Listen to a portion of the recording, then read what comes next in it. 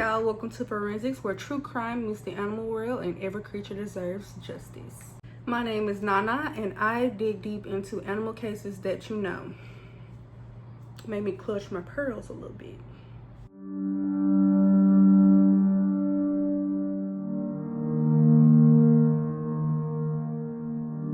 Yeah, I'm not gonna sugarcoat it. I'm here to tell y'all.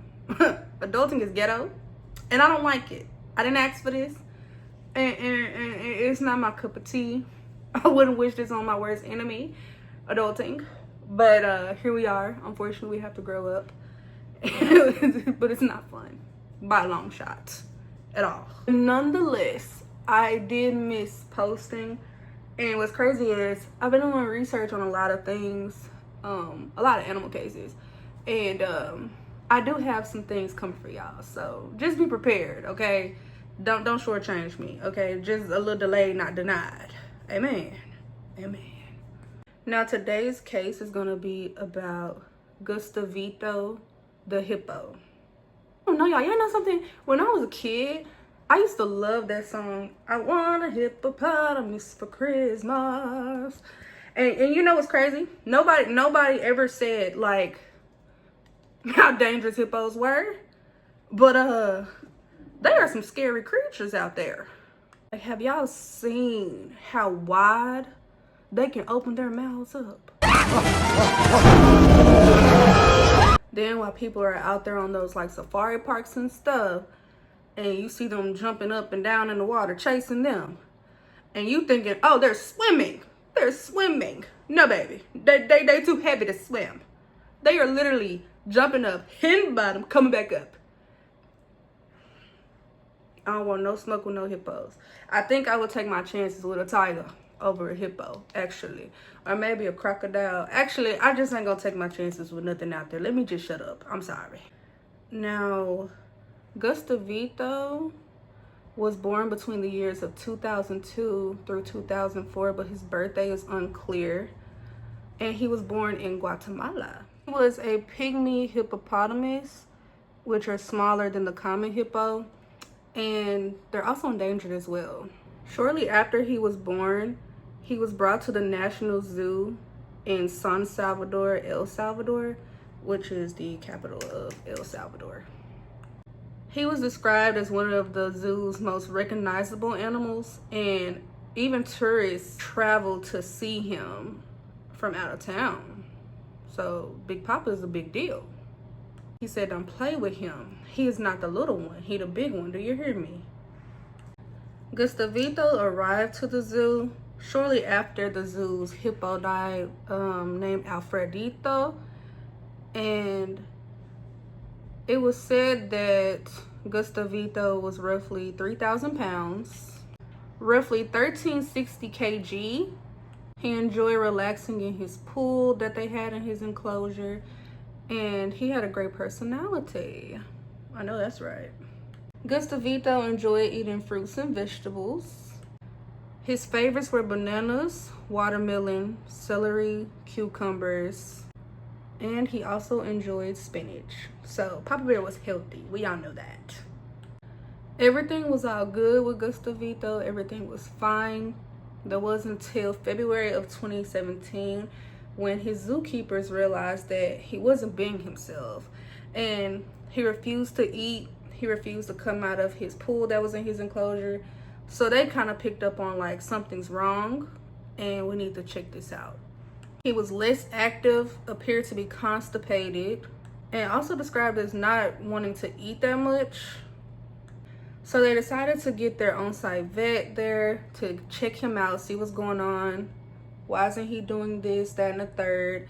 And for a minute, they said that it seemed that he was improving from the vet's treatment.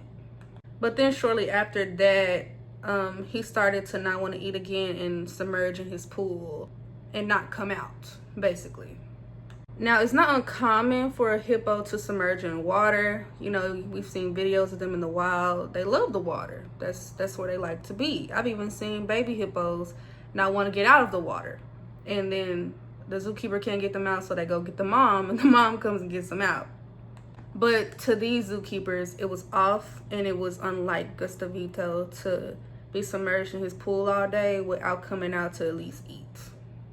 Once zookeepers were able to get Gustavito out of the water of his enclosure by convincing him, I guess luring him out, the details were not specified on how they were able to get him out of his water in the enclosure. What they saw mortified them. They saw bruising, lacerations, wounds around his face, cuts in his mouth, wounds on both sides of his body, as well as injuries to his legs.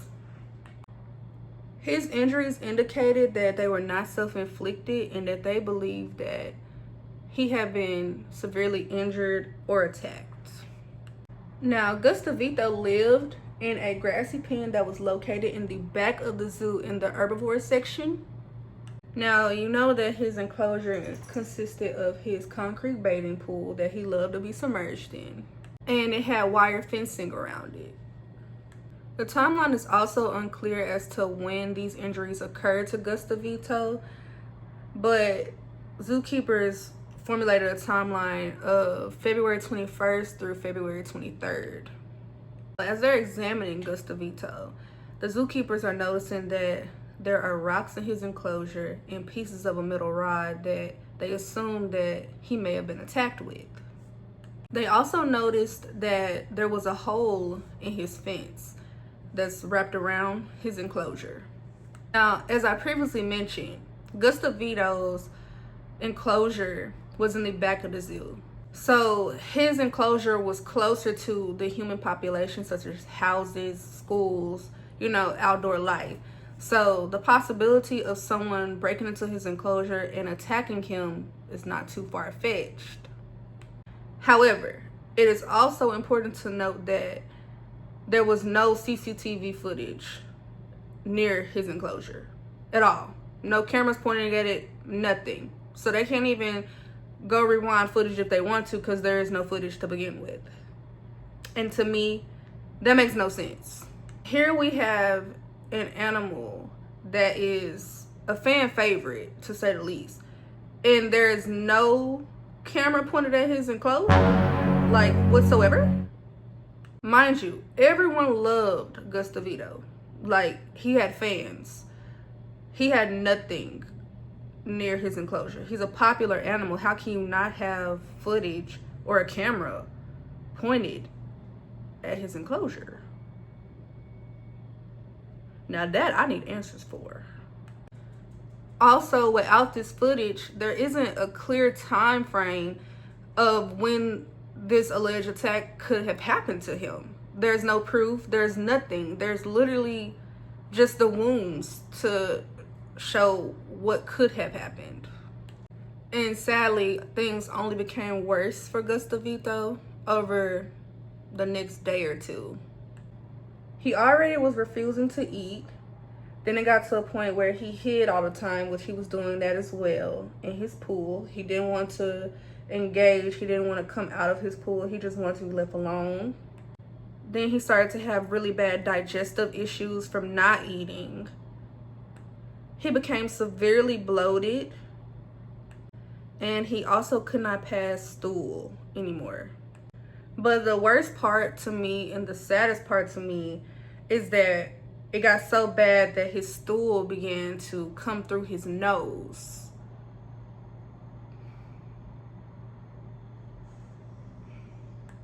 Vets tried to stick a nasal tube down his nose to help him with his digestive issues, but eventually Gustavito lost coordination and he collapsed. I'm just saying, y'all, this had to have been such a horrible feeling for him. Like, digestive issues, being backed up, that stuff is not a joke. And I can only imagine how he felt, especially from the stress of the attack that he went through. It's just sad. It was also noted that when he collapsed, he began to have breathing problems, where his breathing was labored, like as if he could not breathe. And once that transpired, Gustavito unfortunately passed from his injuries. Well, succumbed to his injuries. His cause of death was labeled cardiorespiratory failure and paralysis of his digestive tract.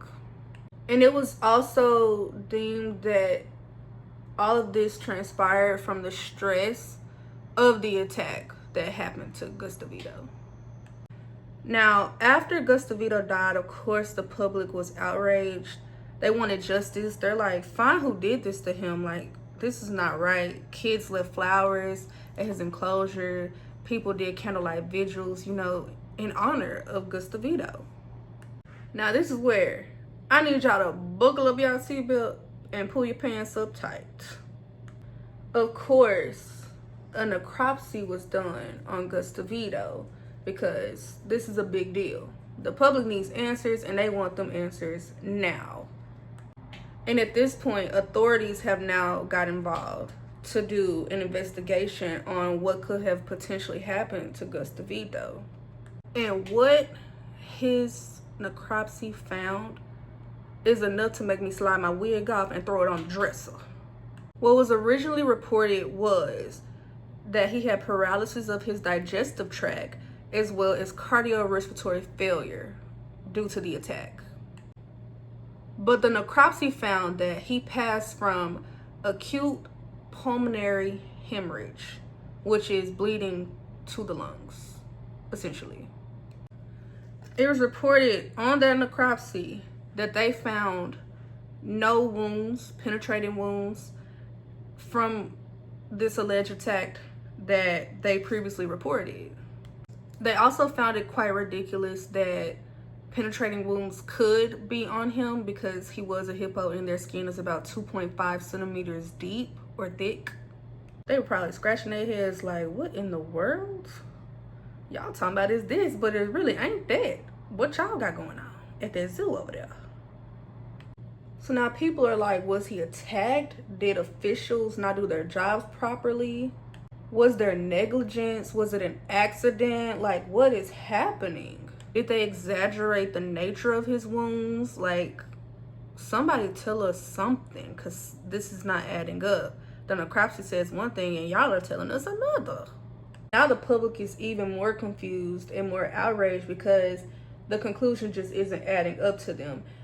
We have the zoo official saying one thing and then we have the necropsy saying another. So it's like, what should we believe? What is undisputed though is that Gustavito suffered for days. It's also important to note that zoo officials tried to throw in that an ice pick could have been the cause of death or the one of the instruments used for his attack. And as I stated before, that hippo skin is about 2.5 centimeters thick. So officials don't feel like an ice pick could have penetrated, and also those wounds did not pop up on the necropsy. So like, why are we still on his wounds when they weren't even on the necropsy? Like, make it make sense. So now we're gonna get to the nitty gritty, since y'all wanna play. Now we're gonna start investigating y'all, because y'all just not giving us what we need right now. So let's get into y'all tea. Before Gustavito passed, the zoo had already been criticized for their animal welfare, their limited funding, their aging facilities. Are y'all the problem? Because don't sell me no piss and tell me it's water. Because it is truly given very much neglect. This case had become so big that the National Humane Society International, they put out a $2,500 reward for the arrest, conviction, and identification of the person who had done this to Gustavito. And of course, no one came forward with any information on what could have happened to Gustavito. Unfortunately, of course, animals can't talk, so Gustavito could not speak for himself, and his enclosure became the crime scene, and the truth is buried with him. So yeah, y'all, that is the tragic story of Gustavito the hippo. Now, y'all know I gotta input what I think. It is my humblest opinion that they did it. It was the zookeepers. They did it. Let me tell you why, okay? There's absolutely no footage of his enclosure, right? There's like no evidence backing up that he was attacked, just assumptions. I think that a zookeeper did that to him. Let me tell you why. Yes, granted, there was a hole in the fence. Yes. But did y'all plant that there? Now, I'm in the M, and we got this thing called Zambezi River for our hippos. But before we had Zambezi River, they were in their own enclosure. And I can't remember what they were by. I think they were kind of like near the front of the zoo. You walk around, they were like right there to the left. But granted, even with that, the way that the gate was made, you're not jumping that gate to get into their enclosure. You know what I'm saying? I feel like they planted that hole in the gate. They attacked him and they planted that. The metal rods, the rocks, now it's an ice pick. I feel like all of that stuff was planted. It's really sad to me, the nature of this alleged attack. Now, they said that he had wounds in his mouth. Now, this is what the zoo was saying. He had wounds in his mouth, which of course would be defensive wounds. But I don't know, you guys. I feel like it was neglect. I genuinely feel like it was neglect. Like there's just no way around it. It is weird. The necropsy says one thing, the zoo says another thing. So it's like, who is telling the truth? And this is how society was feeling about this case. Nothing has been done about it since then, 2017. February 26th, that is when Gustavito passed away. And nothing has been done since then. It's almost a decade later. But yeah, you guys let me know what your thoughts are. Yes, I know. This right here, I know. I was gonna fix it. Then I said, you know what? I'm about to wipe all this stuff, that crap. Lord, can't even talk. I'm about to wipe all this stuff off anyways. So I was like, there's no point to fix my balding eyeball. But I hope you guys enjoyed this story. You guys let me know what you think down below in the comments, because I feel like we could have a real deep conversation about this. I feel like it's a lot of contradictions. Like, I have so many questions more than answers. You know, it just doesn't make sense. Y'all found this in his cage. The necropsy says he wasn't attacked. Which one is it? And then they're thinking y'all are being neglectful because y'all having all these problems with aging facilities and welfare of the animals. Like, what is happening out there in El Salvador?